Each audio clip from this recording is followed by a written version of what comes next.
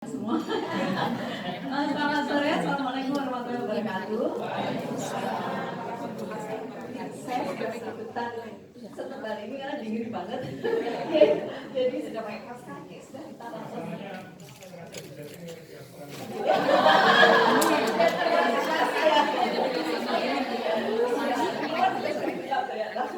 Oke Bapak Ibu, saya mengulang juga yang disampaikan Bu Nurina kemarin sebelum saya lanjut. Kalau dikasih skala gitu ya pemahamannya, sekarang saya rubah skalanya dari 1 ke 10. Kalau kemarin berapa? Kemarin ya. Ini sekarang berarti ya. Berapa? Angkat tangan. Kemarin kan lagi naik setengah. Masih ada yang di bawah 5? Oke, hari ini.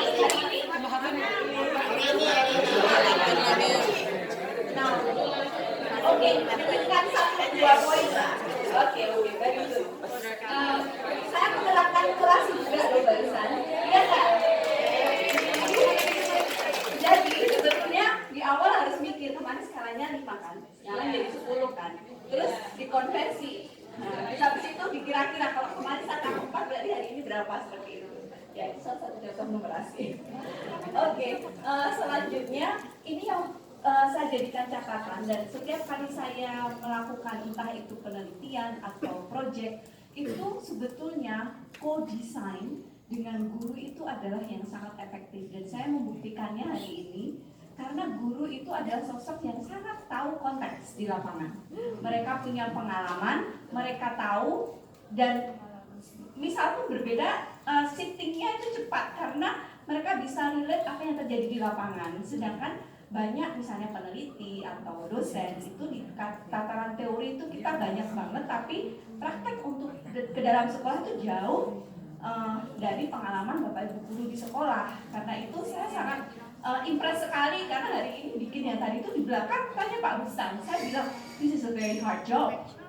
Jadi mendesain itu dan bukan hanya satu level, harus melihat alignment kan dari TK, gimana relate sama SD. SD pun juga dibagi-bagi lagi, SMP seperti apa, dan semuanya itu ternyata sebelum sampai akhir sudah selesai. Aplaus untuk Bapak Ibu. Ya, jadi memang ke depan harus melibatkan guru-guru di sekolah itu semua, apapun desainnya yang ada, dan diharapkan Bapak Ibu guru juga aktif ya, bisa menyuarakan entah itu melalui apa, forum kayak kalau ada MDRP di daerah itu bisa menyampaikan itu, karena memang corongnya dari Bapak Ibu semua untuk melakukan perubahan di sekolah. Nggak bisa kita dari atas ataupun dari kalangan yang mungkin tatarannya sangat politis gitu ya.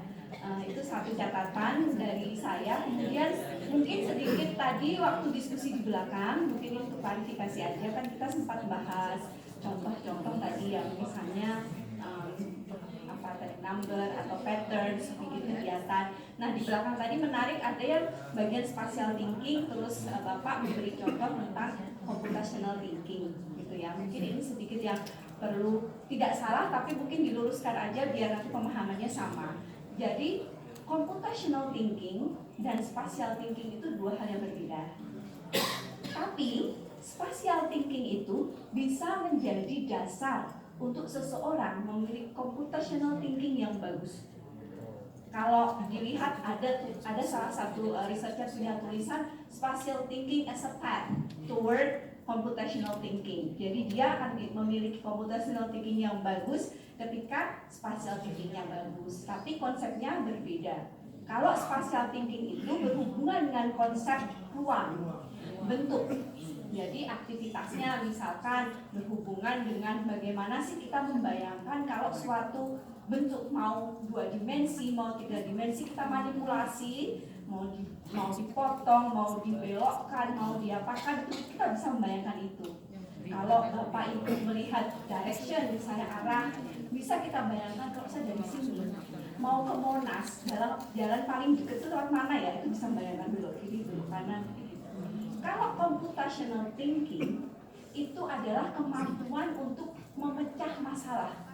Kalau saya punya segini masalahnya, oke, dilihat, hang on a minute, oke, saya akan pecah jadi 1, 2, 3. Saya akan menyelesaikan secara struktur. Ini. Atau melihat, sebentar ini kasusnya polanya gimana sih? Dia bisa mengenali pola tersebut dan dia bisa mendesain proses penyelesaian masalah tersebut.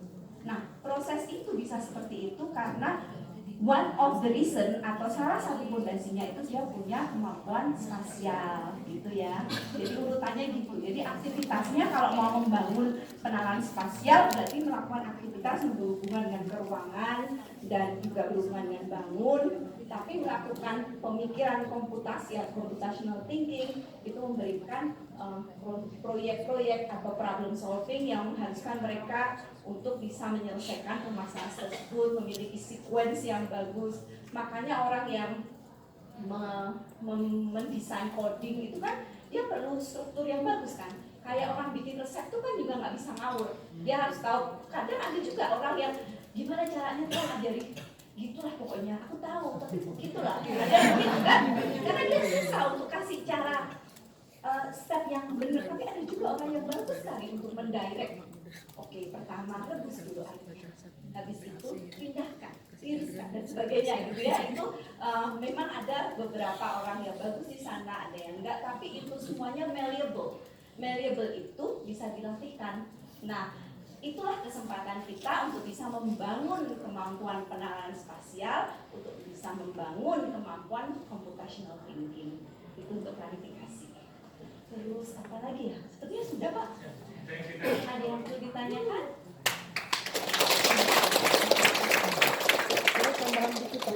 Silakan Pak Rustam. Saya nambahin aja Bapak Ibu tadi sudah direkam sama teman-teman polisinya sama Pak Agus berkaitan refleksi Bapak Ibu. Tadi saya dengar refleksi dari 3 rekan-rekan guru itu refleksi yang umum berkaitan dengan senang ikut kegiatan ini dan ya secara umum ya.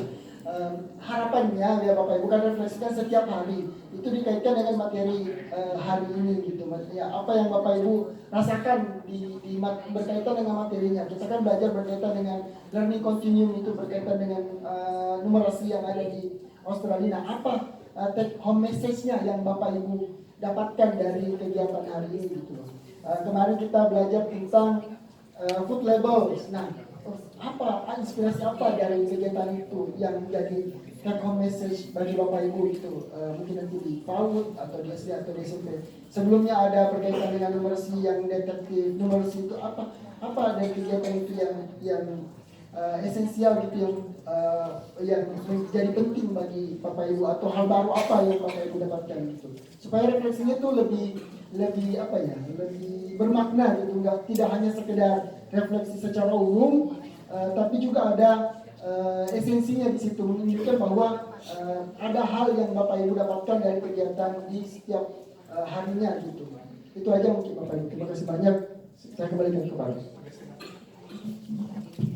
Untuk refleksi boleh ditambah satu lagi. Kita ingat di hari pertama dan kedua itu kita sempat gabung dengan teman-teman PPG ya.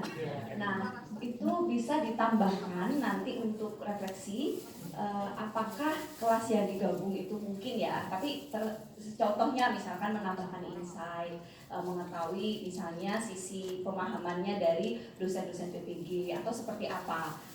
Terserah Bapak Ibu, tapi dikasih refleksi tentang kondisi kelas yang gabung itu mungkin bisa dibandingkan dengan kondisi kelas yang sekarang hanya Bapak Ibu guru begitu, biar kita juga bisa merefleksi di kita tentang program ini, menjadi evaluasi juga bagi tim panitia gitu ya. Terima kasih. Oke. Tapi refleksinya jangan bilang guru-guru lebih cerdas daripada dosen.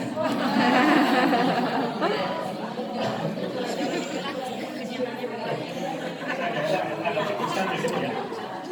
Baik, Bapak Ibu terima kasih atas energi yang luar biasa ya. Hari ini kami melihat di belakang tadi sempat agak khawatir ya karena tiba-tiba Jillian dan Hazel minta untuk mengkonstruk sesuatu yang sangat besar ya, dan itu kami melihat Bapak Ibu hebat semua ya di sini ya, untuk melakukan proses hari ini selesai dengan baik itu sesuatu yang sangat sulit gitu yang hari ini ya. Kalau yang kemarin kan main-main ya, tetapi hari ini tuh betul-betul strategis ya, membuat sesuatu ya yang baru dan itu berhasil ya. Tepuk tangan untuk Bapak Ibu.